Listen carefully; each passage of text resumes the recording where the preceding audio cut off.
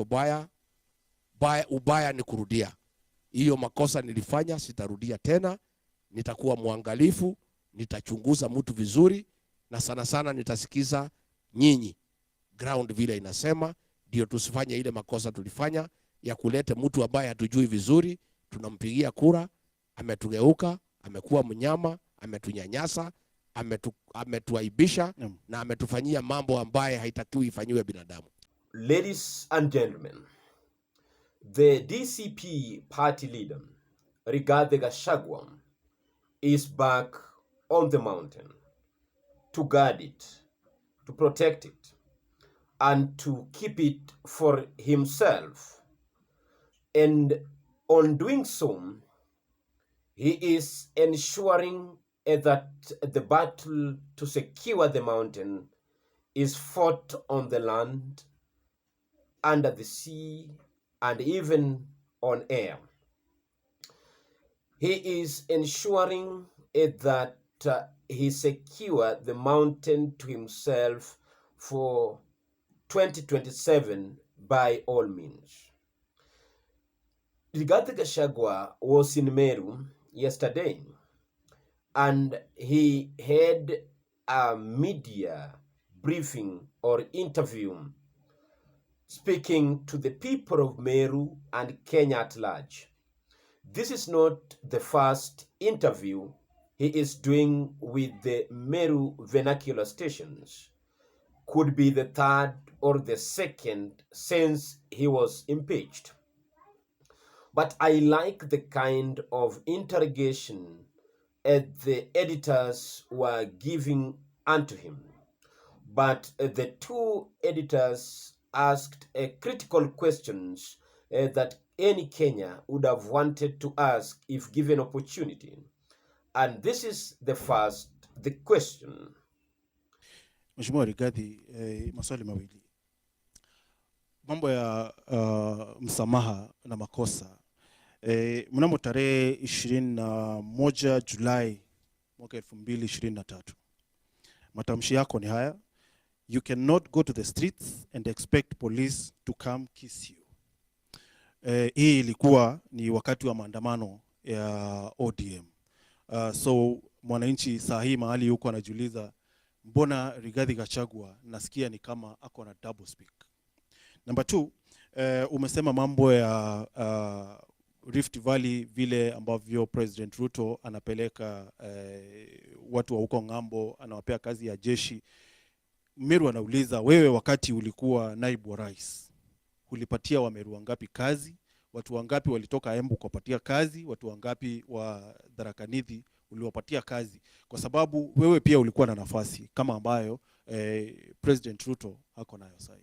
Mimi kwa kwanza vile nilisema ni polisi wafanya kazi yao kisheria. Hakuna pahali nilisema watu wauawe na polisi. Polisi watumie sheria, watumie ile inaitwa necessary force. Na hiyo nilikuwa naunga mkono. Siku ilianza mauaji ndio tulikosana na William Ruto. Na ukikumbuka nilienda Mombasa kwa press conference na nikasema ni makosa kuua Gen Z. Na nilikuwa kwa kiti. Kwa hivyo mtu aseme ati nimepindua lugha ati kwa sababu niko nje. June 26 nikiwa deputy president, nilienda Mombasa nikatoa taarifa kukachifu uuaji wa watoto. Looking at how Gachagua is answering this question is like he is circumnavigating some of the segment of the question asked. He chooses what to ask because it is his right to answer question the way he would want or to the best of his knowledge. But if that one was not enough, then listen to the second editor. Aibweka sana bwana Rigathi. Ati umesema Kinoti na Kome, kati yawe na president, nani alifuta Kome? Naona kama Kome, kama sijaseka sana, alifutwa ukiwa kwa ofisi. Kinoti alifutwa akiwa kwa ofisi. Nari na tutwire ipo tuendete na anabaye bali betu na batu buta. Juzi ulisema ulikuwa unatetea bwana Kanja. Ulikuwa unatetea bwana Kanja achaguliwa kama ulikuwa unapenda Kome? wacha nikwambie ndugu yangu, nguvu ya kuandika watu ya majeshi na ya polisi ni ya rais, sio ya naibu wa rais. Mimi nilimwambia Kome, nilipoona dalili rais anataka kufuta yeye, nilimtafuta na nikamwambia kuwe mwangalifu, na nilimwambia kuwe mwangalifu. Akawekwa mtego na rais, mambo ya Gen Z, rais akapata nafasi ya kumfuta. Then putting all these questions together, it is very difficult for Rigathi Gachagua to maintain his truthful man slogan or name or title, the way it depends how you want to take it. But one thing you must agree with Rigathi Gachagua is that he wants William Ruto out of office by all cost. And just as I have been telling you guys, the only person who is so determined, who has shown through words and deed, not rhetorically but practically, is Rigathi Gachagua. Rigathi Gachagua has gone out of his way to ensure that he mobilize, he sensitize people against William Ruto. He wants to win this election early, but now there is a hurdle on the way. Rigathi Gachagua cannot run, but even if he can run, because the constitution doesn't bar him at now, because the case of impeachment is still in court. But the people doesn't prefer him to run. And when he runs, they will not vote him. But there is one thing which makes him a very important key figure in the next election. The person who can mobilize the mountain, the person who can sell and convince the masses about a narrative or a slogan. And the narrative that people are now going to listen to is Ruto must go. And how do we take him home? Rigathi Gachagua has well elaborated a plan. Rigathi Gachagua knows how to articulate the propaganda issues. He knows how to turn a lie into truth. But it is said that once a lie is said repeatedly, it can also become a truth. And Rigathi Gachagua has done so. But there's something which still haunts Rigathi Gachagua. The questions on the issues or the problems that Kenyans experienced while he was in the office, and now he is trying to prescribe the solutions to those problems. How will he prescribe the antidotes to the diseases that they caused, or he was part of the infection? But now we are going to see the kind of campaign that we've never experienced before. Raila Odinga has been staging campaigns, but William Ruto will stage a campaign which is the mother of all. Why do I say so? Because this is a make or break election. It can either break him historically to be the first president in Kenya to serve for less than 10 years. Kenyatta served 15 years, Moi served 24 years, Kibaki 10, Uhuru 10. So Ruto will not want to go down in history as the first president to serve in less than 10 years. Number two, William Ruto knows very well this is his last presidential election. So he would want to invest everything. He would want to invest all his energy and resources on this campaign. He would want to pay the price at any cost.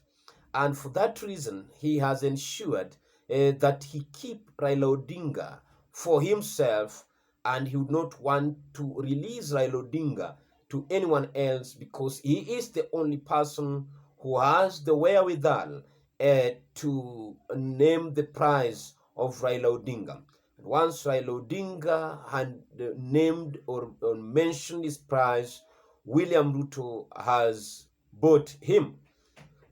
But looking at the politics in the mountain, Mount Kenya is a very key region in the next election because it is a region which is very rich in terms of votes. And Deputy President Professor Kithure Kindiki comes from that region, and he would want to have a chunk of the votes on William Ruto's side. And that is why he is also trying to emphasize on empowerment programs on the mountain. He is doing it to the youth department, women department, and in the full support of the government machineries and the blessings of President William Ruto. Many political commentators who are saying that Kithure Kindiki is now taking the role of active politics in William Ruto's camp to lead the campaigns because William Ruto's reputation with the people is deteriorating and is not good at all. Just as I told you last time, Ruto has no problem with leaders.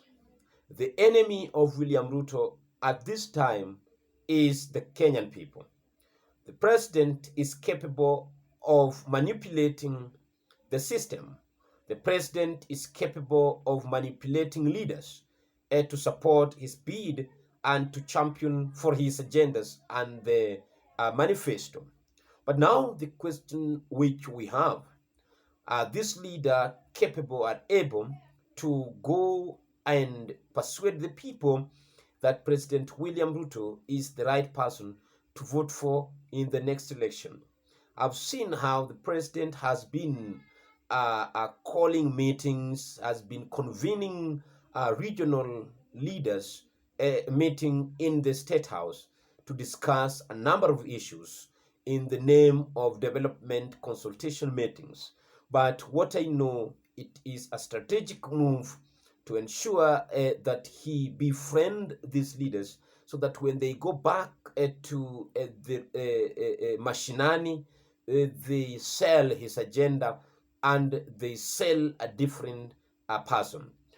The apparition of Ruto's destiny is still hanging in the balance because we are not quite sure if he will change the masses, but it is just a matter of time. The only problem, which I keep on saying, and many people have agreed with that, is that if the opposition doesn't get it right on naming their candidate, they will risk losing their support to Ruto. They will risk losing the ground they have gained because of the wrong candidate, and Ruto might have an easy target. Ruto might have a soft spot in the next election. So the opposition must be very, very vigilant and must be very careful as they try to come up with a suitable candidate, a sellable candidate, a candidate who is accepted across the country, a candidate who is people-owned candidate, not a candidate whom they will try to force on people. So that is the observation I've made so far, and that is my take on the current political situation. And guys, do not forget to subscribe to our channel. Do not forget to click that notification bell. And do not also forget to give us thumbs up and also share your opinion on the comment section about our topic of the day. Thank you and may God bless you.